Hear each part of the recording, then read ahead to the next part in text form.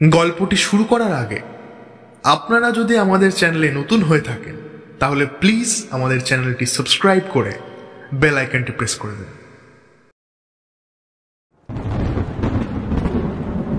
কিরে, এবার তো বল আমরা কোথায় যাচ্ছি? এখনো গেস করতে পারিসনি? আরে আমরা অনির্বাণ সমাদ্দারের বাড়ি যাচ্ছি। মেয়েটি কখনো নূপুরে শব্দ তুলে আনন্দে লাফাচ্ছে, কখনো হাত দিয়ে বৃষ্টির জল ধরার চেষ্টা করছে, কখনো বা দুই হাত দুদিকে ছড়িয়ে আকাশের দিকে মুখ করে চোখ বন্ধ করে চিৎকার করে উঠছে এবং পরক্ষণেই নিজের কাণ্ড কারখানা দেখে নিজেই খিলখিলিয়ে ওঠে হাসছে। সারা বছর তুমি আমার থেকে লুকিয়ে থাকো ঠিকই, but every year I find you in the first rain of the monsoon.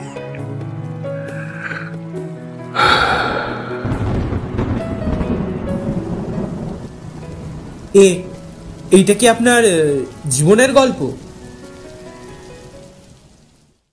কখনো কল্পনা, কখনো বাস্তবতা, কখনো ভৌতিক, কখনো আধিভৌতিক, কখনো প্রেম, নয়তো বিরহ, এবং সব শেষে বলা যায় সাহিত্যের সমুদ্রে ডুব দিয়ে নতুন প্রজন্মের লেখক লেখিকাদের অদ্ভুত সব সৃষ্টিকে আপনার সামনে তুলে ধরার জন্য হাজির হয়েছি আমরা, টিম।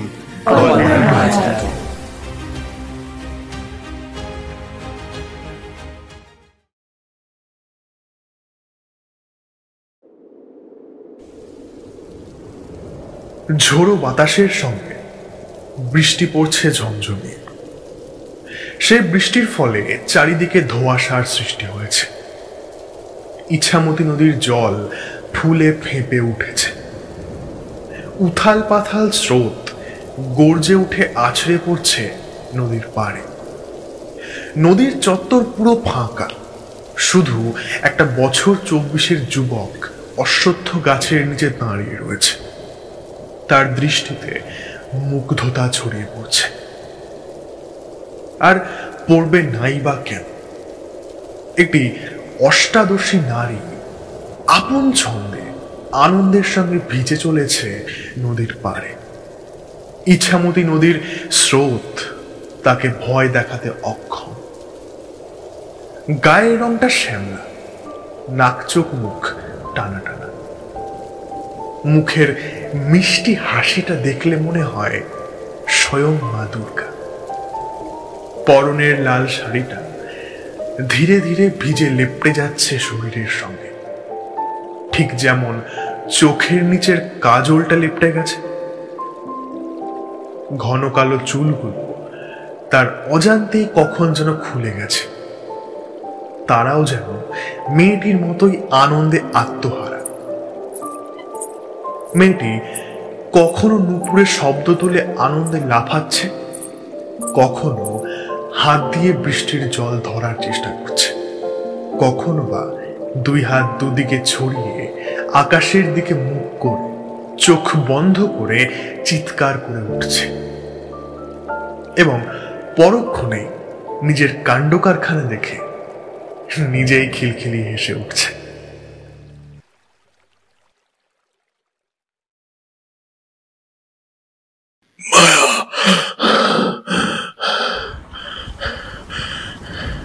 বছর 84-র অনির্বাণ সমাদ্দার হাঁপাতে হাঁপাতে বিছানার উপরে উঠে বসে।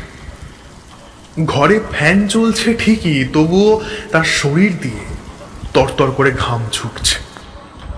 গলাটা শুকিয়ে কাঠ। বাইরে থেকে মুষলধারায় বৃষ্টির শব্দ আসছে। অনির্বাণ সমাদ্দার ধীরে ধীরে হাত বাড়িয়ে খাটের পাশের জানলাটা খুলে দিলেন। একটা দমকা বাতাস এসে এক ঝাটকায় তার চোখ মুখ ভিজিয়ে দিল। একটা বড় করে শ্বাস নিয়ে তিনি তাকালেন দূরের দিকে, ইছামতি নদীর দিকে।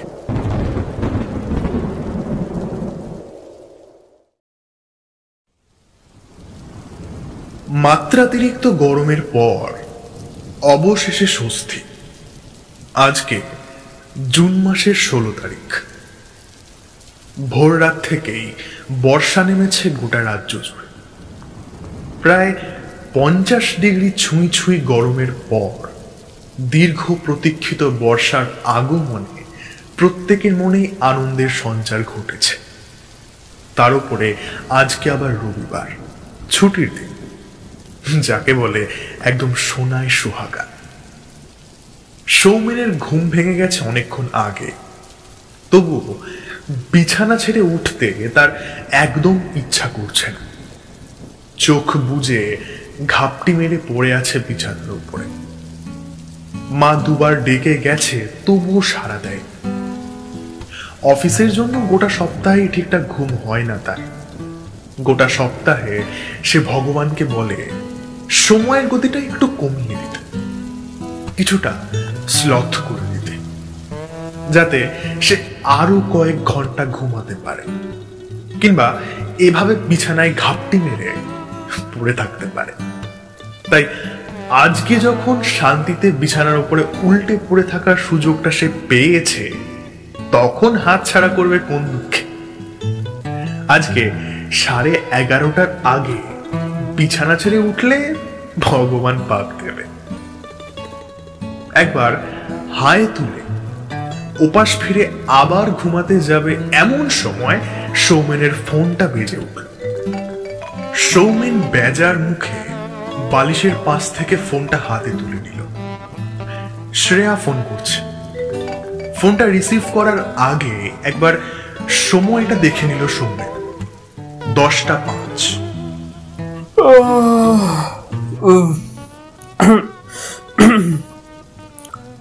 হ্যালো। ভাই, সকাল 10টা বাজে, তুই এখনো ঘুমোচ্ছিস নাকি? আমি তো সকাল 6টার পরই আর ঘুমিয়ে থাকতে পারি না। তোর বলিহারি ক্ষমতা বটে। দেখ শ্রেয়া, যদি কিছু বলার থাকে তাহলে বল, আর নয়তো এই লেকচার দেওয়ার থাকলে ফোনটা রাখ। সকাল সকাল তোর এই ফ্যাচ ফ্যাচ শোনানো আমার একদম ইচ্ছা নেই। ভালোর দিক কালার নেই। যাকে একটু ওয়েট কর, রিতমকে কনফারেন্সে নি, ও কি সব বলবে বলছিল তোকে। তা সেটা ডাইরেক্ট আমাকেই বলতে পারতো না? আবার কনফারেন্স করার কি আছে? সৌমেন কথাখানা বলল ঠিকই, তবে শ্রেয়ার কানে সেই কথাটা যায়, কারণ ততক্ষণে ফোনের ওপাশ থেকে যান্ত্রিক স্বরটা ভেসে আসতে শুরু করে দিয়েছে। Speaking with has put your call on hold. Please stay on the line. হ্যাঁ, হ্যালো, শুনতে পাচ্ছিস সবাই? হ্যাঁ, শুনতে পাচ্ছি। ভেউ ভেউ করতে থাক, শুনতে পাচ্ছি। এই ছেলেটা এত অসভ্য না? হ্যাঁ হ্যাঁ, আর তুই তো সভ্যের শ্রেষ্ঠ নিদর্শন। গাইজ, গাইজ, তোর চেয়ে যথেষ্ট সভ্য রে। গাইজ, দেখ, মাথা গরম করাস না কিন্তু। Guys, stop! রিতম চিৎকার করে ওঠে। শ্রেয়া আর সৌমেন দুজনেই চুপ করে যায়। বাচ্চা? হ্যাঁ, বাচ্চা তোরা? এরকম কুকুর বিড়ালের মতো ঝগড়া কেন করছিস? আর একটা কথাও কেউ বলবি না। আমি বলবো, চুপচাপ শুনবি। বড় হুনু এলো। কোথাকার কোন জমিদার? সৌমেন আর শ্রেয়া একটু গ্যাজ গ্যাজ করলো ঠিকই, তবে রিতম তাদের বেশি পাত্তা দিল না। আমরা সবাই বেরোচ্ছি। আধ ঘন্টার মধ্যে দুজনেই রেডি হবি। আমার গাড়িতেই যাব, তোদের দুজনকে আমি পিক করে নিচ্ছি। আর হ্যাঁ, কোথায় যাচ্ছি, কেন যাচ্ছি, সব রাস্তায় বেরিয়ে বলবো। ব্যাস, কথা শেষ। হ্যাঁ, তৈরি হতে আধ ঘন্টার বেশি যদি লাগে তাহলে কিন্তু কপালে কষ্ট আছে। রাখলাম। মানে কোথায় যাব? এইভাবে হয় না। হ্যালো, এই হ্যালো, শোন, শুনতে পাচ্ছিস? আরে এই রিতম। রিতম ততক্ষণে ফোন রেখে দিয়েছে, কারণ সে জানে এখন বেশি কথা বাড়ালে একদমই চলবে না। দোতলায় নিজের ঘরে খাটের উপরে বসে জানলা দিয়ে দূর থেকে বয়ে চলা ইছামতি নদীর দিকে একভাবে চেয়ে রয়েছেন বছর 84 অনির্বাণ সমাদ্দার। বৃষ্টির ছাট মাঝে মধ্যেই এসে ভিজিয়ে দিচ্ছে তার চোখ, মুখ এবং বিছানার চাদর, তবুও কোনো ভ্রুক্ষেপ নেই তার। আর ভ্রুক্ষেপ থাকবেই বা কেন? প্রত্যেক বছর এই বৃষ্টিটার জন্যই তো তিনি দিল্লি থেকে নিজের গাঁয়ে ফিরে আসেন। প্রত্যেক বছরের বর্ষার প্রথম বর্ষণটা খুবই স্পেশাল তার কাছে। তিনি পারলে এই মুহূর্তে ছুটে চলে যেতেন নদীর ধারে, ছুটে বেড়াতেন এদিক ওদিক। বৃষ্টির জল ভিজিয়ে দিত তার গোটা শরীর। ইছামতির উথাল পাথাল স্রোতের শব্দে ভরে উঠত দুই কান। কিন্তু সেসব আর সম্ভব নয়। বয়সের সঙ্গে ইচ্ছাগুলোকে না চাইতেও দমন করতে শিখতে হয়। তবে আদেও কি পুরোপুরিভাবে দমন করা যায় তাদের? মনের এক কোণায় সেই ছেলে মানুষের ইচ্ছাগুলো রয়েই যায়। সময়ে সময়ে ছেলে মানুষের ইচ্ছাগুলো চাগার দিয়ে ওঠে। তবে শরীরটা তখন আর সঙ্গ দেয় না। অনির্বাণ সমাদদারের ক্ষেত্রেও সেই একই ব্যাপার প্রযোজ্য। তাই এখন শুধু এই জানলাটাই সম্বল তার।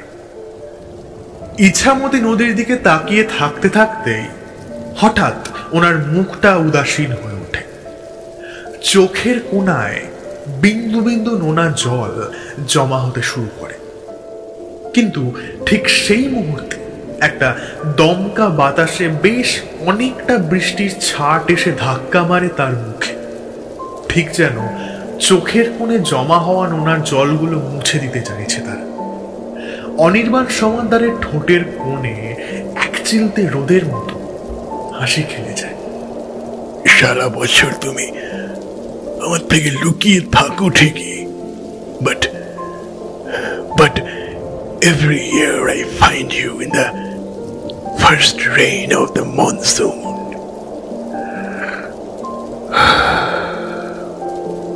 চোখ বন্ধ করে একটা বড় করে শ্বাস নেন অনির্বাণ সমাদদার। মুখের উপরে লেগে থাকা বিন্দু বিন্দু জলের ফোঁটাগুলো দুই হাত দিয়ে গোটা মুখে মাখতে থাকে আর ফিরে যেতে থাকে আজ থেকে 60 বছর আগে।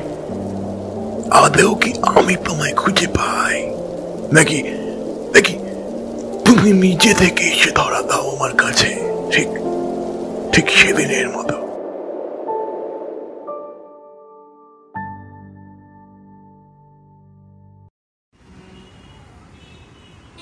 কিরে, এবার তো বল আমরা কোথায় যাচ্ছি? রিতম হাসে। এখনো গেস করতে পারিসনি? আরে আমরা অনির্বাণ সমাদদারের বাড়ি যাচ্ছি। শ্রেয়া আর সৌমেন অবাক হয়ে যায়। তারা চোখ গোল গোল করে তাকায় রিতমের দিকে। উনি দিল্লি থেকে ফিরে এসেছেন? রিতম ঘাড় নাড়িয়ে সম্মতি জানায়। তুই কিভাবে জানলি? কেন, তোদের মনে নেই উনি কি বলেছিলেন? কি বলেছিলেন? রিতম আবারও হাসে। কোথায় দেখা হয়েছিল ওনার সাথে সেটা মনে আছে তো? হ্যাঁ অবশ্যই, ওটা কিভাবে ভুলে যাই। এয়ারপোর্টে আজ থেকে প্রায় 1 বছর আগে। আমরা সবাই ঘুরতে যাচ্ছিলাম আর উনি সম্ভবত দিল্লি থেকে ফিরছিলেন, তখনই দেখা হয়েছিল। ফ্লাইটের জন্য অনেকটা সময় বাকি ছিল। আমরা তো ওনাকে দেখে খুবই এক্সাইটেড হয়ে পড়েছিলাম সেদিন। আমাদের বাবা মা আমরা সবাই তো ওনার লেখা পড়তে পড়তেই বড় হয়েছি, আর যতবারই পড়েছি ভাই আলাদাই মুগ্ধ হয়েছি। কোনোদিন যে ওনার সাথে ওভাবে দেখা হবে আমরা ভাবতে পেরেছিলাম কেউ? ওনার সঙ্গে তো ওনার ওই manager cum caretaker Snehashis Bhattacharya ছিলেন। আমরা বুঝতে পারছিলাম না ওনার সঙ্গে কথা বলবো কিনা, বললে বা উনি কিরকম রিয়াক্ট করবেন, আদৌ কথা বলবেন কিনা। আফটার অল তিনি এত বড় একজন ফেমাস রাইটার আর দিল্লি ইউনিভার্সিটির এক্স প্রফেসর। তারপরে তো আবার বয়সটাও কম নয় তার, তাই না? ওই বয়সের মানুষ বেশিরভাগই একা থাকতেই পছন্দ করে, তাই আমাদেরকে এড়িয়ে গেলে কিংবা ম্যানেজারকে দিয়ে তাড়িয়ে দিলেও আমরা খুব একটা অবাক হতাম না। তবু আমরা এগিয়ে গিয়েছিলাম ওনার দিকে আর বুঝতে পেরেছিলাম উনি কতটা মাটির মানুষ। আমরা তো শুধুই ভয় পাচ্ছিলাম। আমার যতদূর মনে পড়ে উনি আমাদের সঙ্গে অনেকক্ষণ গল্প করেছিলেন। ওনার লেখা বিভিন্ন বই নিয়েই কথা বলছিলেন। তার লেখা কোন গল্পটা আমাদের সবচেয়ে বেশি পছন্দের জিজ্ঞাসা করেছিলেন। আমরা তো সবাই বললাম আমাদের ফেভারিট গল্প উপন্যাসগুলোর নাম। আমাদের উত্তরগুলো শুনে উনি কিন্তু বেশ খুশি হয়েছিলেন বোঝা গেল। আর ঠিক তারপরেই ঘটলো আসল ঘটনাটা। ঠিক যখনই আমরা ওনাকে জিজ্ঞেস করলাম ওনার নিজের লেখা গল্প কোনটা কোনটা তার পার্সোনাল ফেভারিট, উনি কিন্তু একটা আশ্চর্য রকমের উত্তর দিয়েছিলেন। মনে আছে তোদের?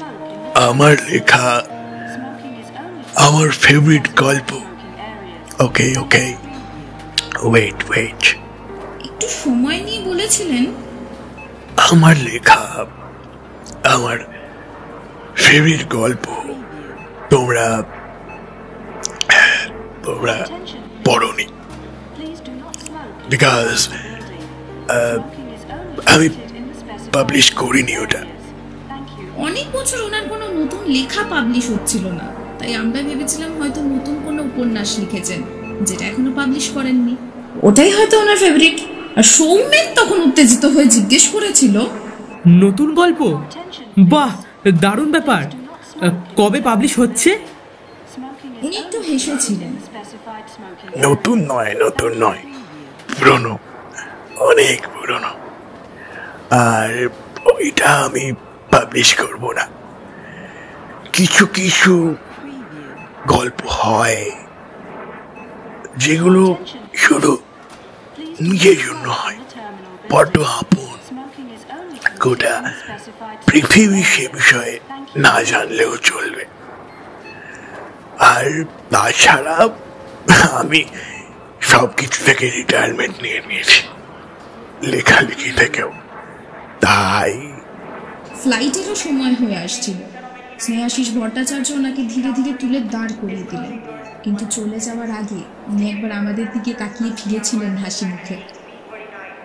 কিন্তু কিন্তু তোমরা চাইলে সেই গল্প শুনতেই পারো, শুনতেই পারো। আমার বিশ্বাস গল্পটা তোমাদের মধ্যে সীমাবদ্ধ থাকবে, কারণ আমি চাই না সবাই সেই গল্পের বিষয়ে জানুক। তবে এখন তো সময় নেই, আমি দিল্লি ফিরে যাচ্ছি। তবে শোনাবো, একদিন সেই গল্প শোনাবো। যেদিন করে রাজ্য ফিরে বছরের প্রথম বর্ষা নামবে, সেদিন শোনাবো সেই গল্প। সেদিন আমি আবার ফিরে আসবো আমার গায়ে। ততদিন অপেক্ষা করো, কেমন? আজ আজ আসি, তবে আসি, টাটা, ভালো থেকো তোমরা। তারপর আর কি, তারপর ম্যানেজারের সঙ্গে গুটি গুটি পায়ে নিয়ে এগিয়ে গিয়েছিলেন। এত কিছু বলে শ্রেয়া থামল এবার। এই তো বেশ মনে আছে। রিতম হাসে। আর আজকেই হচ্ছে এই বছরের বর্ষার প্রথম দিন। আরে ধুর, তুইও না এইরকম কতজনকে কত কথা বলেন। বলেছেন বলেই যেতে হবে। উনি যদি এখন ফর্মালিটির জন্য বলে থাকেন। আরে চল না, ক্ষতি কি, গিয়েই দেখা যাক না। যদি ওনার পছন্দের গল্প ওনার মুখ দিয়ে শুনতে পেয়ে যায়। এমনিতেও আজকে ছুটির দিন, বাড়িতে তো ল্যাদ খেয়েই কাটিয়ে দিবি, চল। আর কেউ কোনো কথা বলে না। রিতম গাড়ির গতিটা আরো একটু বাড়িয়ে দেয়। জানলার বাইরে থেকে দৃশ্যমান ফাঁকা মাঠ, ঘাট, গাছপালাগুলো দ্রুত গতিতে ছুটতে থাকে উল্টো দিকে, যেন রিতমরা গাঁয়ের দিকে যাচ্ছে আর গাছপালাগুলো শহরের দিকে। রিতমরা যখন অনির্বাণ সমাদ্দারের বাড়ির সামনে এসে পৌঁছলো, তখন ঘড়িতে 12:30। গাড়িটা রাস্তার এক সাইডে রেখে বাইরে বেরিয়ে আসলো তিনজনে।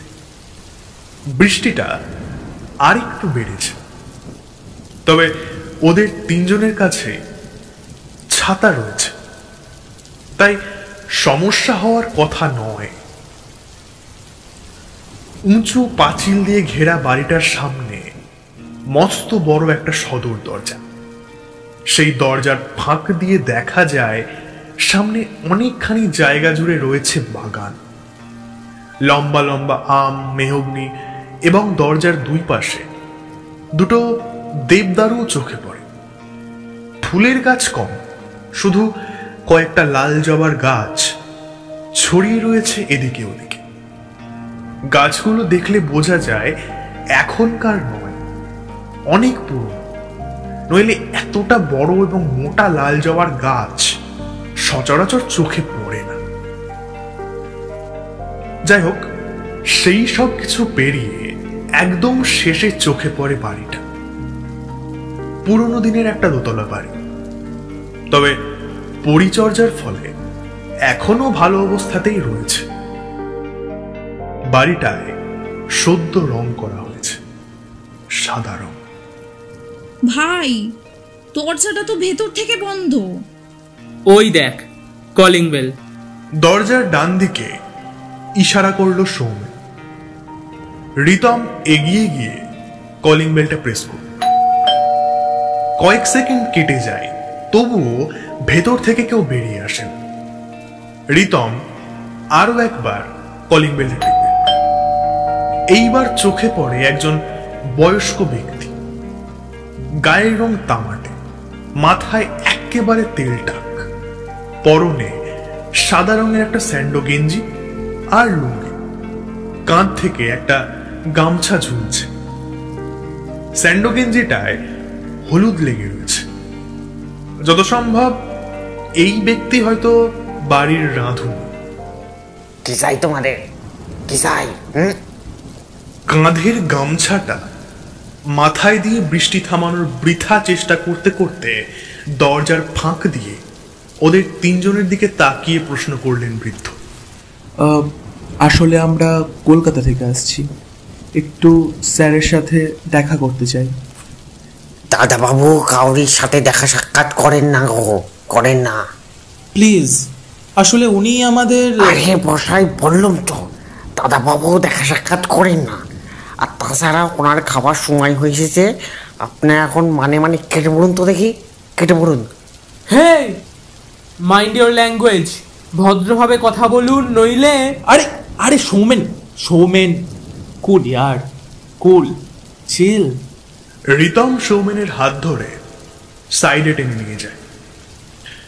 শ্রেয়া একটু এগিয়ে যায় দরজার দিকে, তারপর শান্ত গলায় বলে, দেখুন, আমরা কলকাতা থেকে আসছি। আসলে স্যার নিজেই আমাদের আসতে বলেছিলেন আজকে ওনার সঙ্গে দেখা করতে, তাই জন্যই আমরা এসেছি। আপনি না হয় একবার কথা বলেই দেখুন না ওনার সঙ্গে, আমরা ওয়েট করছি। বৃদ্ধ কিছু একটা ভাবেন, তারপরে বলেন, ঠিক আছে দেখতেছি, কিন্তু এখন না। দাদাবাবুর খাওয়ার সময় হয়ে গিয়েছে, খাবে তারপর। আপনারা অপেক্ষা করতে পারলে করুন, নাহলে চলে যান এখান থেকে, যান। না, আমরা অপেক্ষা করছি, কোনো অসুবিধা নেই আমাদের। বৃষ্টির মধ্যে দুপুরবেলা লোকের বাড়ি। লোকটা আরো কি সব বিড়বিড় করতে করতে ভেতরের দিকে চলে গেল। শ্রেয়ার কান পর্যন্ত সেসব পৌঁছল না। সে সৌমেন আর রিতমের দিকে ফিরল। উনি আমাদের অপেক্ষা করতে বলছে, এখন ওনার লাঞ্চের সময়, লাঞ্চ করবেন তারপর। ধুর, আমি তো আগেই বলেছিলাম। এখন নাও, বৃষ্টির মধ্যে ড্যাং ড্যাং করো। ডিসগাস্টিং। গাড়ির দিকে হাঁটা লাগায় সৌমেন। রিতম আর শ্রেয়া কিছুক্ষণ দাঁড়িয়ে থাকে, কি করবে বুঝতে পারে। হঠাৎ বাড়ির ভেতর থেকে একজনের গলা ভেসে আসে। ওরা দুজন সেদিকে ফেরে। একটা বেশ লম্বা চওড়া ভদ্রলোক, চোখে একটা রিমলেস চশমা, মাথায় ঝাঁকড়া চুল। ওরা চেনে এই ভদ্রলোককে, স্নেহাশিস ভট্টাচার্য। সরি, মতিলালের কথায় কিছু খারাপ ভাববেন না প্লিজ, ও একটু ওই রকমই। আসুন, আপনারা ভেতরে আসুন। ভদ্রলোক দ্রুত এসে দরজাটা খুললেন। না, আমরা খারাপ ভাবিনি। সৌমেন, চলে আয়। সৌমেন পিছনে ফিরে দেখে দরজা খুলে দেওয়া হয়েছে। শ্রেয়া আর রিতম বাড়ির ভেতরে প্রবেশ করছে। আসলে স্যার সত্যিই কারোর সাথে তেমন দেখা সাক্ষাৎ করেন না, তবে স্নেহাশিস একটু সময় নিয়ে বলেন, তবে আপনাদের বিষয়টা একটু ডিফারেন্ট। মানে স্যার নিজেই আপনাদের জন্য অপেক্ষা করছেন। হোয়াট? সৌমেন এক প্রকার চমকে ওঠে। স্নেহাশিস হাসেন। হ্যাঁ, উনি আমাকে বলেছিলেন আপনারা আসবেন। ওনার নাকি একটা গল্প বাকি রয়ে গেছে, যেটা স্পেশালি আপনাদেরকে শোনাতে চান তিনি। উনি কিভাবে জানলেন আমরা আসবই? স্নেহাশিস ঠোঁট উল্টায়। I don't know. কথা বলতে বলতে কখন যেন উঠোন পেরিয়ে পুরোনো দিনের দোতলা বাড়িটার সামনে এসে দাঁড়ায় ওরা। মতিলাল এইবার হাসি মুখে বেরিয়ে আসে বাইরে। এই যে বাবুরা, এই ছাতাগুলো আমাকে দিন দিন। আপনারা আসুন আমার সঙ্গে, স্যার ওপরেই রয়েছেন। মতিলাল, 15 মিনিট বাদে সবার খাবার উপরে পাঠিয়ে দিও, কেমন? স্নেহাশিস ভট্টাচার্যের পিছন পিছন ভেতরে প্রবেশ করে সবাই। ভেতরে ঢুকেই চোখে পড়ে একটা মস্ত বড় বারান্দা। বাঁদিকে রয়েছে দুটো ঘর আর রান্নাঘর। ডান দিক দিয়ে উঠে গেছে সিঁড়ি। সিঁড়ির পিছন দিয়ে একটা প্যাসেজ চলে গেছে। ওই প্যাসেজের শেষ প্রান্তে রয়েছে পায়খানা বাথরুম। সিঁড়িটা দিয়ে ওপরে উঠে আসে সবাই। ওপরটাও নিচের আদলেই তৈরি, শুধু তফাৎ একটাই, ওপরে রান্নাঘর নেই। ডাইনিং এর মাঝামাঝি জায়গায় একটা খাবার টেবিল। একদম কোনার একটা ঘরের সামনে গিয়ে নক করেন স্নেহাশিস। ওরা বুঝলো এই ঘরটাই অনির্বাণ সমাদ্দারের ঘর। কয়েক সেকেন্ড কেটে যায়, কোনো উত্তর ভেসে আসে না। স্নেহাশিস আবার নক করেন দরজায়। স্যার। কয়েক মুহূর্ত বাদে ভেতর থেকে অনির্বাণ সমাদ্দারের কণ্ঠস্বর শুনতে পাওয়া যায়। এখন খাবো না স্নেহাশিস, তুমি তুমি মতিলালকে বলো পরে এসে দিয়ে যেতে, এখন খিদে নেই। খাবার নয় স্যার, আপনার গেস্টরা এসেছে। গেস্ট? ঠিক বুঝলাম না স্নেহাশিস। হ্যাঁ স্যার, আপনি বলেছিলেন না আপনার গল্প শুনতে কয়েকজন আসবে।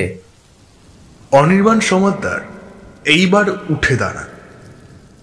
মুখের উপরে লেগে থাকা জলগুলো মুছে চশমাটা পরে নেন। স্যার বলছি যে কামেন, আর ওদেরকেও বাড়ির ভেতরে নিয়ে এসে বসতে দাও। স্নেহাশিস হাসি মুখে দরজাটা খোলে। আমি ওনাদের অলরেডি নিয়ে এসেছি sir. Hello sir. Hi sir. Anirban Samaddar একটা ঢোক গিলে তাকিয়ে দেখেন ওদের দিকে।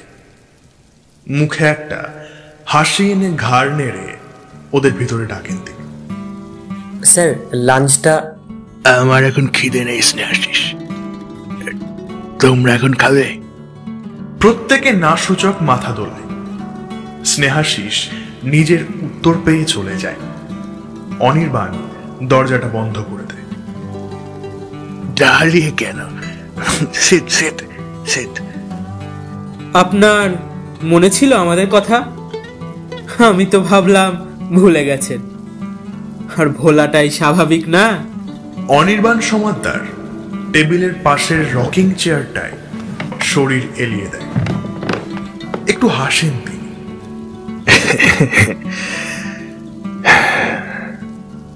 ভোলাটা অভ্যাসে থাকলে আজীবন স্লিপিং পিলস নিতে হতো না।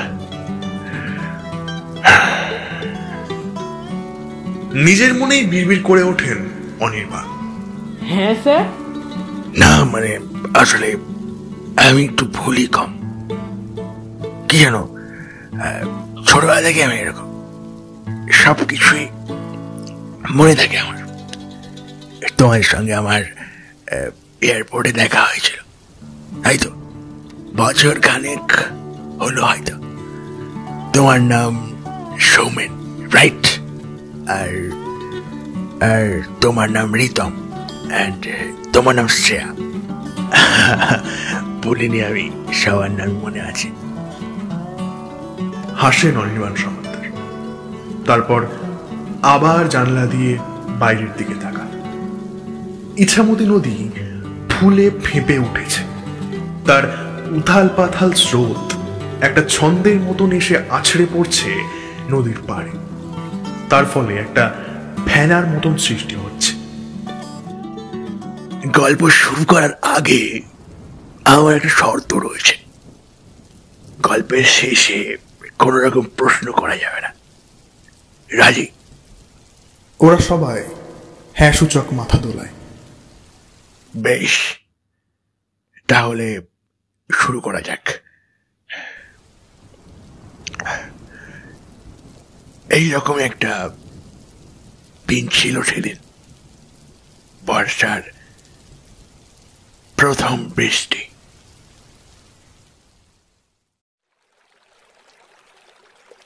আকাশে ধীরে ধীরে কালো মেঘ এসে জড়ো হয়েছে। ঝিরিঝিরি বৃষ্টিও পড়ছে, ঝোড়ো বাতাস বইছে। ইছামতি নদীতে জোয়ার এসেছে। উথাল পাথাল স্রোত এসে আছড়ে পড়ছে পাড়ে, যেন খুব শীঘ্রই প্রলয় আসতে চলেছে পৃথিবীর বুকে।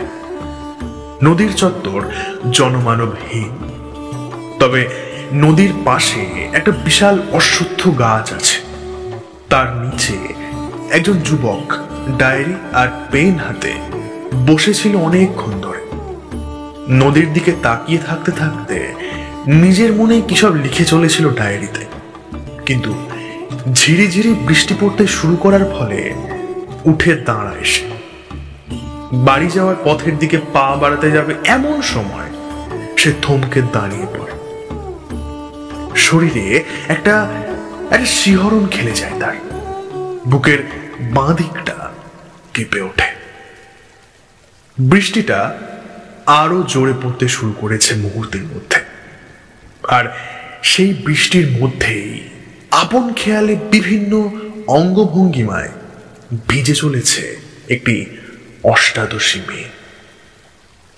গায়ের রং শ্যামলা, নাক চোখ মুখ টানা টানা। মুখের মিষ্টি হাসিটা দেখলে মনে হয় স্বয়ং মা দুর্গা। পরনের লাল শাড়িটা ধীরে ধীরে ভিজে যাচ্ছে আর শরীরের সঙ্গে লেপটে যাচ্ছে। ঠিক যেমন চোখের নিচের কাজলটা লেপটে গেছে অনেকক্ষণ আগে। ঘন কালো কোমর অবধি চুলগুলো তার অজান্তেই কখন যেন খুলে গেছে। তারাও যেন মেয়েটির মতোই আনন্দে আত্মহারা আছে। মেয়েটি কখনো নুপুরে শব্দ তুলে আনন্দে লাফাচ্ছে, কখনো হাত দিয়ে বৃষ্টির জল ধরার চেষ্টা করছে, কখনো বা দুই হাত দুদিকে ছড়িয়ে আকাশের দিকে মুখ করে চোখ বন্ধ করে চিৎকার করে উঠছে এবং পরক্ষণেই নিজের কাণ্ড কারখানা দেখে নিজেই খিলখিলিয়ে হেসে উঠছে। ছেলেটির চোখ মেয়েটির দিকেই নিবদ্ধ হয়ে রয়েছে অবাধ্য বালকের ন্যায়। ছেলেটি নিজেকে সংযত করতে চাইছে ঠিকই, তবে পারছে না। তার দু চোখ যেন আর তার আয়ত্তে নেই। তার মনটাও কি আর তার বশে রয়েছে? তারা মুগ্ধ হয়েছে সেই অষ্টাদশীকে দেখে। না, মেয়েটির রূপ সৌন্দর্য দেখে ছেলেটি মোহিত হয়নি। তাকে মোহিত করেছে মেয়েটির ছেলে মানুষিক সরলতা এবং প্রাণোচ্ছলতা। হঠাৎই মেয়েটার চোখ যায় অশ্বত্থ গাছটার নিচে দাঁড়িয়ে থাকা ছেলেটির দিকে। সঙ্গে সঙ্গেই মেয়েটি যেন গুটিয়ে যায়। দ্রুত শাড়ির আঁচলটা টেনে গোটা শরীর ঢেকে নেয় সে। তারপর মাথা নিচু করে হাঁটতে থাকে সামনের দিকে। ছেলেটি দ্রুত পায়ে এগিয়ে যায় তার দিকে। হেরে আছি আকস্মাৎ, কোন মোহে আবদ্ধ করিলে মোরে। নবযৌবনা তুমি মহিমাময়ী, রূপেরও উজ্জ্বলি ছড়ালে মোরে। বাড়িধারা করে অঝরে চুম্বন, লাবণ্য প্রভা তমসাঙ্গ। পরিপূর্ণতায় ছেয়ে যাও নৃত্যভঙ্গিতে তখন। বাদল ধারায় হারিয়ে যায় চঞ্চলিত তোমার বাদল আখি। লুক্কায়িত সরলতা পায় প্রকাশী বৃষ্টি যখন নামে মাঝি। মেয়েটি পিছনে ফিরে তাকায়। ছেলেটা এবার লক্ষ্য করে তার ঠোঁটের নিচে একটা তিল রয়েছে, যা মেয়েটির সৌন্দর্য আরো বাড়িয়ে তুলছে। বাহ, তোমার ঠোঁটের নিচের তিলখানা তো বেশ সুন্দর। মেয়েটার ঠোঁটের কোণে একটা মিহি হাসির রেখা দেখা যায়। সে আবারও সামনের দিকে ঘুরে যায়, হাঁটার গতিটা আরো বাড়িয়ে তোলে। আরে, যাচ্ছ কোথায়? মতিকে ধরতে। অবশেষে তার কণ্ঠস্বর শুনতে পায় ছেলেটা। মতি কে? ওই তো। মেয়েটা ডান দিকে খোলা মাঠের দিকে ইশারা করে। ছেলেটা তাকিয়ে দেখে একটা ছাগলের বাচ্চা একা একা মাঠের মধ্যে খেলে বেড়াচ্ছে। বৃষ্টির প্রতি কোনো ভ্রুক্ষেপ নেই তার। মেয়েটা দ্রুত গিয়ে ছাগলের বাচ্চাটাকে কোলে তুলে নেয়। ছেলেটা দাঁড়িয়ে দাঁড়িয়ে দেখতে থাকে সবটা। দিন দিন না তোমার দুষ্টুমি বেড়েই চলেছে, মারবো একটা, চল। হেসে ফেলে ছেলেটা। প্রচন্ড দুষ্টু বুঝি? মেয়েটা কিছুক্ষণ কোনো উত্তর দেয় না, মাথা নিচু করে হাঁটতে থাকে। ছেলেটা আবারও ওর পিছু নেয়। আচ্ছা, ওর নামটা মতি কেন? এই ইছামতি নদীর তীরে ওর জন্ম হয়েছিল, তাই ওর নাম মতি। মাথা নিচু করেই শান্ত গলায় উত্তর দেয় মেয়েটা। ইতিমধ্যেই বৃষ্টিটার গতি থেমে এসেছে আগের তুলনায় অনেকটা। বুঝলাম। আপনার নাম? মায়া। ছোট্ট করে উত্তর দেয় মেয়েটা। আমার নাম অনির্বাণ সমাদ্দার। জানি, আপনাকে আমি চিনি। সমাদ্দার বাড়ির ছেলে আপনি, কলকাতায় পড়ালেখা করেন। অনির্বাণের ভুরু দুটো কুঁচকে যায়। মায়া তাকে চেনে এই বিষয়টা শুনে সে খুশি এবং অবাক দুটোই হয়। অনির্বাণ আরো কিছু বলতে যাচ্ছিল, কিন্তু তার আগেই মায়া বলে ওঠে, আমার খুব ভালো লেগেছে আপনার কবিতাটা।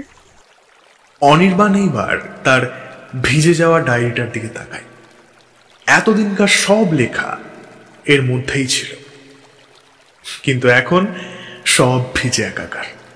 আমি জানতাম আপনি পড়ালেখায় খুব ভালো, আর ফুটবলও খেলেন কলকাতায়, কিন্তু আপনি এত ভালো কবিতা লেখেন এটা জানতাম না। অনির্বাণের ভুরু দুটো আবার কুঁচকে ওঠে। না, কলকাতায় থাকা এবং সেখানে পড়াশোনার বিষয়টা গ্রামের সকলেই জানে, কিন্তু ফুটবল খেলার বিষয়টা বাড়ির লোক ছাড়া কেউই জানে না। তাহলে এই মেয়েটা... আচ্ছা, আমার বিষয়ে আপনি এত কিছু জানলেন কিভাবে বলুন তো? লুকিয়ে লুকিয়ে নজর রাখছেন নাকি? কিন্তু এমনি এমনি তো কেউ নজর রাখে না। ভালো টালো বাসেন নাকি? আড্ডার ছলেই কথাখানা বলে অনির্বাণ। মেয়েটা লজ্জা পেয়ে পালিয়ে যায়। অনির্বাণ চেয়ে থাকে মেয়েটার চলে যাওয়ার পথের দিকে একভাবে। মেয়েটা দৌড়তে দৌড়তে একটা সময় ছোট হয়ে আসে এবং তারপরে হারিয়ে যায় অনির্বাণের চোখের সামনে থেকে। অনির্বাণের বুকের ভেতরটা কিরকম যেন ফাঁকা হয়ে যায় নিমেষের মধ্যে। হৃদস্পন্দন বেড়ে ওঠে। একটা মন খারাপের রেশ ঘিরে ধরে থাকে। যা, ওর বাড়ি কোথায় সেটাই তো জানলাম না। তাহলে কি আর দেখা হবে না? বর্ষণমুখর দুপুর গড়িয়ে ধীরে ধীরে বিকাল নেমেছে অনির্বাণদের গ্রামে। তবে বৃষ্টিটা বেশ কিছুক্ষণ হলো ধরে এসেছে। তবে আকাশটা এখনো মেঘলা, অনির্বাণের মনের মতো। সে তার মেঘলা মন নিয়ে জানলার পাশে বসে রয়েছে। ওর ঘরের জানলা দিয়ে নদীর পাড়টা চোখে পড়ে। সেদিকেই এক মনে তাকিয়ে রয়েছে সে, যেন কারোর অপেক্ষায় রয়েছে। কে যেন আসবে বলেছিল, কিন্তু এখনো আসেনি। কথা দিয়েও কথা রাখে। কি রে, কি ভাবছিস? অঙ্গনা দেবীর কণ্ঠস্বরে চমক ভাঙল অনির্বাণের। সে এতক্ষণ খেয়ালই করেনি যে কখন তার মা এসে দাঁড়িয়েছে তার পাশে। না, কিছু না। তুমি কিছু বলবে? হ্যাঁ, বলবো তো। অনির্বাণের পাশে বসেন তিনি। কাউকে পছন্দ? অনির্বাণ ড্যাব ড্যাব করে তাকায় তার মায়ের দিকে। সে নিজের কানকে বিশ্বাস করতে পারছে না। এটা কি শুনলো সে? কি হলোটা কি? এমন করার কি আছে? যেটা জিজ্ঞেস করছি তার উত্তর দে। কাউকে পছন্দ তোর? কিরকম? মানে কিরকম পছন্দ? ন্যাকামো করিস না তো। তোর বিয়ে দেবো আমি। কাউকে পছন্দ? ধুর, এখন আমি পড়াশোনা শেষ করতে পারলাম না। এখন আমাকে অনেক পড়তে হবে। এখন কেউ বিয়ে করে নাকি? তাই ছাতা। হ্যাঁ, এখন তোকে বিয়ে করতে বলেছি, কর না তুই। আর তো 2-3 বছর পড়ার পরে তো বিয়েটা করতেই হবে, তাই না?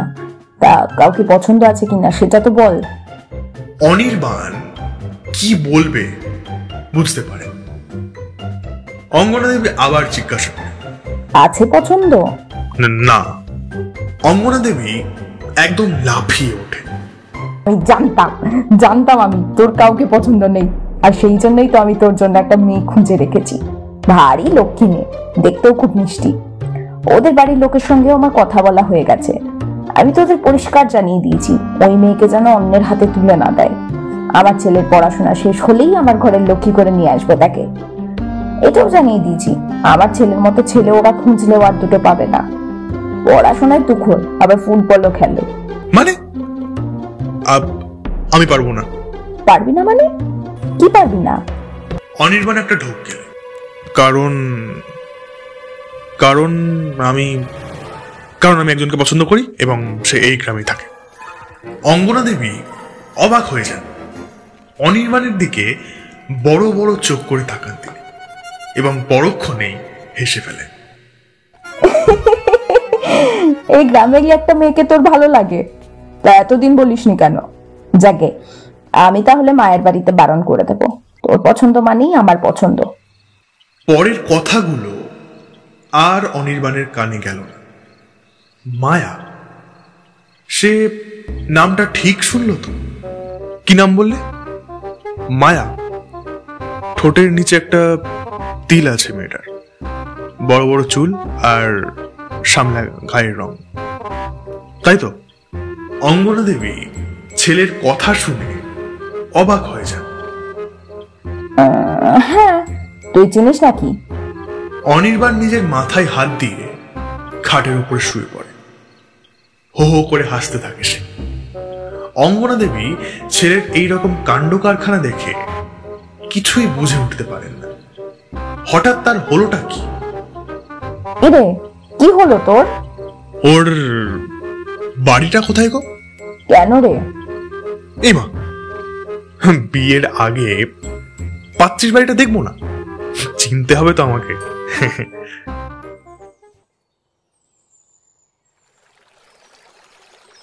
পরের দিন সকালেও অনির্বাণ গিয়েছিল নদীর পাড়ে। আবার বসেছিল অশ্বত্থ গাছটার নিচে, অপেক্ষা করেছিল বেশ কিছুক্ষণ। কারণ তার মন বলছিল মায়া আজকেও আসবে, আর যদি না আসে তাহলে তো ওর মা ওকে মায়ার বাড়ির ঠিকানা বলেই দিয়েছে। না, বাড়ি পর্যন্ত যেতে হয়নি অনির্বাণকে, কারণ সেদিন সত্যি সত্যি আবার এসেছিল মায়া। এই তো তোমার জন্যই অপেক্ষা করছিলাম। আমার জন্য? তোমার জন্য। কিন্তু কেন? চলো একটু হাঁটি ওদিকটায়। দুজন পাশাপাশি হাঁটতে থাকে সামনের দিকে। আকাশটা আজকেও মেঘলা হয়ে রয়েছে। আজকে হয়তো বৃষ্টি নামবে গতকালের মতো। বর্ষাকাল তো, তাই এখন প্রতিদিনই এরকম হওয়াটা স্বাভাবিক। অনির্বাণের মুখে হাসি লেগে রয়েছে, কিন্তু মায়ের চোখে মুখে লজ্জা, ভয় এবং কোথাও একটা সামান্য খুশির রেখা সব একসঙ্গে মিলেমিশে একাকার হয়ে রয়েছে। সে নিচের ঘাসের দিকে তাকিয়ে জড়সড় হয়ে হাঁটছে সামনের দিকে। অন্যদিকে অনির্বাণ দু চোখ ভর্তি মুগ্ধতা এবং এক বুক ভালো লাগা নিয়ে হাঁটতে হাঁটতে একভাবে চেয়ে রয়েছে মায়ের মুখের দিকে। আমার মা আমার বিয়ের জন্য একটা মেয়ে খুঁজেছিল জানো। অনির্বাণ লক্ষ্য করে মায়ার ঠোঁটে একটা মিচকি হাসি ফুটে উঠেছে। কি হলো জানো? না না, মানে আমি কিভাবে জানবো? আশ্চর্য, তোমার মুখ দেখে মনে হচ্ছে তুমি জানো। কই, আমি জানি না। আচ্ছা আচ্ছা ঠিক আছে, বুঝলাম তুমি জানো না। আরে এটাই তো স্বাভাবিক, কিন্তু এতে এত ঘাবড়ানোর কি আছে?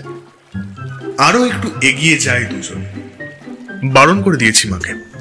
হ্যাঁ, মানে তাকে আমি বিয়ে করব না, বারণ করে দিয়েছি। আমি অন্য একজন পছন্দ করি, তাকেই বিয়ে করতে চাই, তাই মাকে বারণ করে দিয়েছি। কথাটা শুনে হঠাৎ করে মায়ার গলার কাছটায় শুকিয়ে যায়। কিছু একটা দলা পাকাতে থাকে সেখানে। অনির্বাণের দিকে তাকায় মায়া, তার বুক ফেটে কান্না বেরিয়ে আসতে চাইছে, আর বেশিক্ষণ চেপেও রাখতে পারবে না হয়তো। মা বলছিল মেয়েটার বাড়ি এই গ্রামেই, দেখতে নাকি খুব সুন্দর। কিন্তু আমি মাকে বললাম ওর চেয়েও সুন্দর দেখতে একটা মেয়ে আছে, একদম মা লক্ষ্মীর মতন দেখতে, সেও এই গ্রামেই থাকে। আমি আসলাম। মায়ের গলাটা বুঝে আসে কান্নায়। সে দ্রুত পা চালায় উল্টো দিকে। অনির্বাণের হাসি পায়, তবুও কোনো রকমে সেটা চেপে রেখে সে দৌড়ে গিয়ে সামনে দাঁড়ায় মায়ার। তারপরে মা আমায় জিজ্ঞাসা করলো মেয়েটার নাম কি। আমায় যেতে দিন। এক ফোঁটা জল মায়ার গাল বেয়ে নামতে থাকে। এক হাত দিয়ে সেটা মুছতে মুছতে অনির্বাণের পাশ কাটিয়ে বেরিয়ে যেতে চায় সে। অমনি অনির্বাণ তার হাতটা খপ করে চেপে ধরে। জানো আমি কি বললাম মাকে? ছাড়ুন আমায়, কেউ দেখলে খারাপ ভাববে। হাতটা ছাড়ানোর চেষ্টা করে সে, কিন্তু অনির্বাণ ছাড়ে না। মাকে বললাম আমি যাকে ভালোবাসি তার লম্বা লম্বা ঘন কালো চুল, টানা টানা দুই চোখের মাঝে গভীর অথচ শান্ত দুটি মনি, মিষ্টি তার হাসি, গোলাপের পাপড়ির মতন ঠোঁটের নিচে একটা তিলও রয়েছে। কিন্তু আমাকে মুগ্ধ করেছে তার সরলতা। সে ইছামতির তীরে বৃষ্টি নামলে ময়ূরের মতো নৃত্য করে বেড়ায়। বৃষ্টির শব্দ ছাপিয়ে তার পায়ের নুপুরের শব্দ গোটা অঞ্চলকে মাতিয়ে তোলে। আমি বাড়ি যাব। জানো সেই মেয়ের নাম কি? মায়া। মায়া চমকে তাকায় অনির্বাণের দিকে। অনির্বাণ দেখে ওর চোখ দিয়ে হর হর করে জল গড়িয়ে পড়ছে, আর বুকটা দ্রুত ওঠানামা করছে। অনির্বাণ আর নিজেকে আটকে রাখতে পারে না, বুকে টেনে নেয় মায়াকে। এতটা বলে থামলেন অনির্বাণ সমাদ্দার। এইটা কি আপনার জীবনের গল্প? এই তুই চুপ কর না, থাম না একটু। উহ! সৌমেনের কাঁধে চটাস করে একটা চড় বসিয়ে দেয় শ্রেয়া। তারপর কি হলো স্যার? অনির্বাণ সমাদ্দার একটা দীর্ঘশ্বাস ছাড়ে। একটা মিহি হাসির রেখা দেখা যায় তার ঠোঁটে, আনন্দের নয়, একটা উদাসীন হাসি। যেন কোথাও দুঃখ চাগার দিয়ে বেরিয়ে আসতে চায় ভেতর থেকে, এবং সেইটা লুকানোর চেষ্টাতেই এই হাসি। তারপরে তারপরে তারপরে আমার ফেভারিট গল্প শেষ। গল্পটা কিন্তু খুব সুন্দর স্যার, কিন্তু কিন্তু এইটুকুতে মন ভরল না, আর একটু যদি হতো। শেষ হয়েও হইল না শেষ। What a story sir, mind blowing. গল্প শোনানোর জন্য thank you sir, thank you so much. Thank you sir, thank you. আজ আসছি তাহলে। তোমরা লাঞ্চ করে যাও। না না না স্যার, আমরা তো না না না না না, আমার বাড়িতে প্রথমবার এসেছো, না খাইয়ে ছাড়ছি না। কিন্তু স্যার, গল্প তো এখানে শেষ হয় না, অন্তত আমার তো তাই মনে হচ্ছে। এরপরে কি হয় স্যার? এরপরে পুরোটাই তোমার কল্পনার উপরে, তুমি যেটা ভাববে। আর তাছাড়া শর্তটা বোধ হয় বলে গেছে। এনিওয়ে, চলো চলো সবাই বাইরে গিয়ে চেয়ারে বসো। আমি স্নেহাশিসকে কল করে বলে দিচ্ছি মতিলাল আমাদের জন্য খাবার নিয়ে আসবে। চলো। ওরা তিনজন ঘরের বাইরে বেরিয়ে যায়। অনির্বাণ সমান্তার রকিং চেয়ারটা ছেড়ে উঠে দাঁড়ান, একটা বড় করে শ্বাস নেন, তারপর শ্বাসটা ছাড়ে।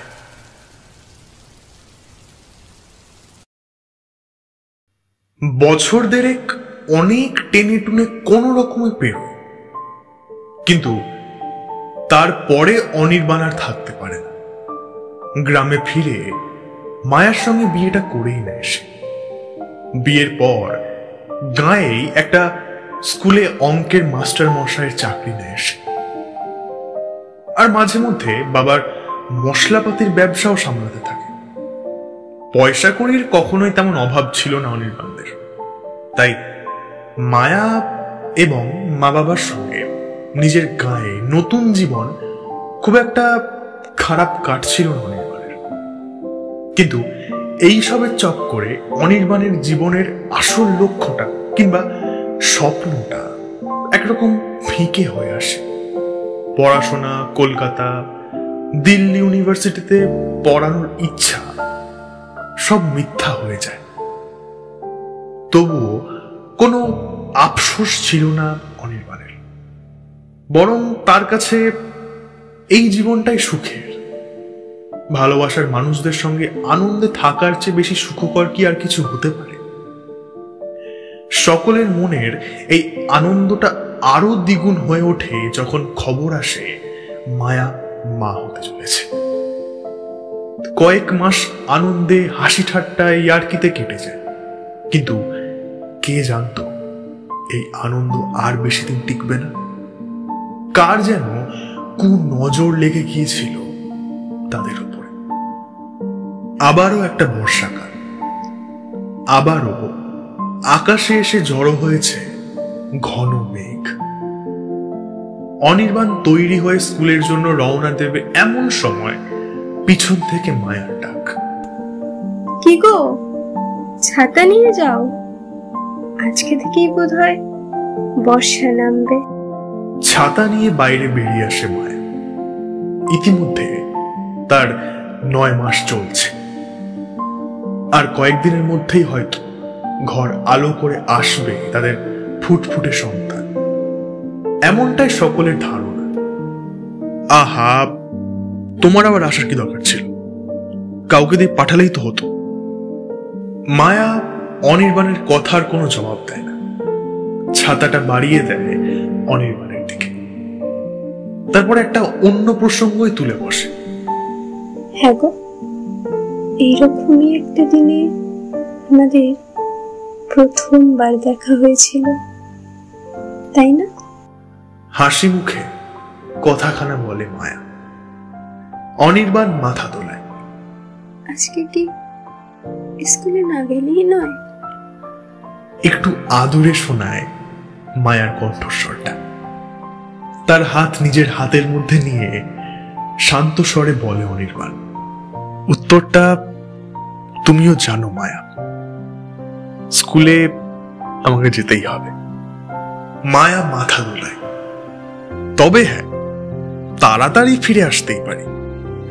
টাটা। সাবধানে যেও। বৃষ্টি নেমেছিল ঘন্টা দুয়েক বাদে, একেবারে মুষলধারায় বৃষ্টি। বারান্দাতেই বসেছিল মায়া, বৃষ্টি দেখছিল আর একা একাই হাসছিল। মনে পড়ে যাচ্ছিল তার ছেলেবেলার কথা, বৃষ্টির মধ্যে এদিকে ওদিকে ছুটে বেড়ানোর কথা, এবং মনে পড়ে যাচ্ছিল আজ থেকে কয়েক বছর পূর্বে অনির্বাণের সঙ্গে তার প্রথম সাক্ষাতের কথা। সেদিনও এইরকমই বৃষ্টি পড়ছিল। হঠাৎই একটা ইচ্ছা চাগার দিয়ে ওঠে তার মনে, আবারও বাচ্চা হয়ে যেতে মন চায় তার। আশেপাশে একবার তাকিয়ে দেখে নেয়, না, আপাতত আশেপাশে কেউই নেই। একটু ভিজলে কি বা হবে। ধীরে ধীরে কাঠের চেয়ার থেকে উঠে বাইরে বেরিয়ে আসে সে, ভিজতে থাকে। দুই হাত দুদিকে ছড়িয়ে আকাশের দিকে তাকিয়ে ভিজতে থাকে। মন চায় আনন্দে লাফাতে, কিন্তু এই মুহূর্তে তা সম্ভব না। মিনিট খানেক এভাবেই কেটে যায়, কিন্তু তারপর হঠাৎ কোত্থেকে যেন অঙ্গনা দেবী এসে উপস্থিত হন বারান্দায়। সাধারণত তিনি মায়াকে নিজের মেয়ের মতোই দেখেন, কখনো কোনো খারাপ কথা বলেন না, কিন্তু এই রকম একটা পরিস্থিতিতে মায়ার এই রকম ছেলে মানুষে দেখে তিনি আর নিজেকে সামলে রাখতে পারেন না। যদি একটা কিছু হয়ে যায়, ভয় হয় তার, আর সেই জন্যই তিনি চিৎকার করে ওঠেন। কিন্তু কে জানতো এই চিৎকারটাই এক নিমেষের মধ্যে সবকিছু শেষ করে দেবে। এ মা, তুই কি করছিস রে? শিগগির ভেতরে আয়। হাই হাই হাই হাই হাই।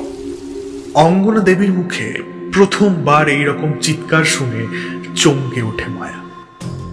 সে ভয়ে দ্রুত পা বাড়ায় বারান্দার দিকে, আর অঙ্গনা দেবী যেই ভয়টা পেয়েছিলেন সেটাই ঘটে যায়।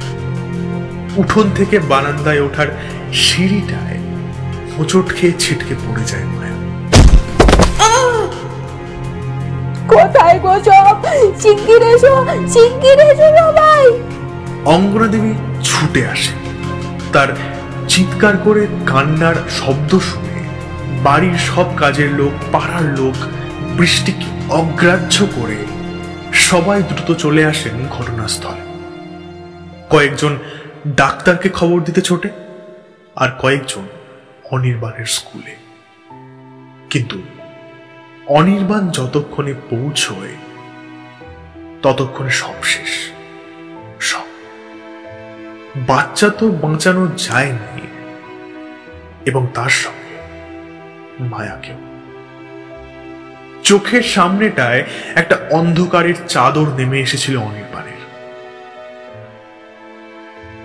কিচ্ছু বুঝতে পারছিল না, কোত্থেকে যে কি হয়ে গেল। এত বড় একটা ঘটনা অঙ্গনা দেবী সহ্য করতে পারেন। কয়েকদিন বেদম জ্বরে ভুগে তিনিও ইহলোক ত্যাগ করেন। সপ্তাহ খানেকের মধ্যে একটা সোনার সংসার ভেঙে তছনছ হয়ে যায়। অনির্বাণ স্কুলে পড়ানো ছেড়ে দেয়, খাওয়া দাওয়া বন্ধ করে দেয়, কারোর সঙ্গে কথাও বলতো না সে। সারাদিন শুধু অন্ধকার ঘরের মধ্যে বসে থাকতো, একাকিত্বকে সঙ্গী করে। অনির্বাণের বাবা ছেলের এরকম পরিস্থিতি সহ্য করতে না পেরে এক প্রকার জোর করে পুনরায় কলকাতায় পাঠিয়ে দেন, এই ভেবে যে সেখানে গিয়ে কিছু না হোক, অন্তত ছেলেটা আর 10 জনের সঙ্গে মিশবে। দিন এগোনোর সঙ্গে ধীরে ধীরে নিজের কষ্টটাকে বুকের ভিতরে লুকিয়ে রাখতে শিখে গিয়েছিল অনির্বাণ। কিন্তু যখন একেবারে অসহ্য হয়ে উঠত, তখন সে পেন খাতা তুলে নিত হাতে। আবার পড়াশোনা শুরু করে অনির্বাণ এবং শেষে নিজের স্বপ্নটাও পূরণ করতে সক্ষম হয়। দিল্লি ইউনিভার্সিটিতে পড়ানো শুরু করে সে। ততদিনে লেখালেখির জগতেও হাতটা বেশ পাকিয়ে ফেলেছে সে। টাকা পয়সা নাম সবই ছিল, শুধু ছিল না তার মনে শান্তি, সুখ এবং আনন্দ। Thank you sir, thank you. আজ আসছি তাহলে। স্যার আসছি। বৃষ্টি আপাতত আর পড়ছে না। ওদের সকলের লাঞ্চ হয়ে গেছে অনেকক্ষণ আগে। এইবার ওরা সবাই বাড়ি যাওয়ার জন্য রওনা দিচ্ছে। একে একে শ্রেয়া আর রিতম গাড়ির দিকে পা বাড়ায়, কিন্তু সৌমেন দাঁড়িয়ে থাকে অনির্বাণ সমাদারের পাশে। অনির্বাণ বুঝতে পারেন সৌমেন কিছু একটা আঁচ করতে পারছে। স্যার, মায়া দেবী এখন কোথায়? আপনার সঙ্গে থাকেন না কেন তিনি? দেখুন স্যার, আমার সামনে লুকোনোর চেষ্টা করবেন না প্লিজ। ওরা না বুঝতে পারলেও আমি কিন্তু ঠিকই বুঝেছি। অনির্বাণ একটু হাসে। সৌমেনের কাঁধের উপরে একটা হাত রাখেন তিনি। কে বলেও মায়া নেই? মায়া আছে তো। মায়া এখন আমার সঙ্গেই আছে। সৌমেন এদিকে ওদিকে তাকায়, কিন্তু কাউকে দেখতে পায় না সে। উপরের দিকে তাকাও সৌমেন। সৌমেন উপরের দিকে তাকিয়ে দেখে ঝিরিঝিরি বৃষ্টি পড়তে শুরু করেছে আবার। কি রে সৌমেন, আয়। সৌমেনের কাঁধ ছেড়ে দেয় অনির্বাণ। সৌমেন গাড়িতে উঠে বসে। জানলা দিয়ে একবার তাকিয়ে দেখে অনির্বাণ সমাদার এখনো আকাশের দিকেই তাকিয়ে রয়েছে, চোখ দুটো বন্ধ, কিন্তু মুখে একটা হাসি লেগে রয়েছে। ঝিরিঝিরি বৃষ্টির ফোঁটাগুলো তার চোখে মুখে এসে পড়ছে, ঠিক যেন তার প্রিয়সী যত্ন করে আদর করে দিচ্ছে তাকে, এবং তিনি চোখ বন্ধ করে তা উপভোগ করে নিতে চাইছেন। মায়া ফিরে আসে আমার কাছে প্রতি বছর বারবার যখন বর্ষা নামে।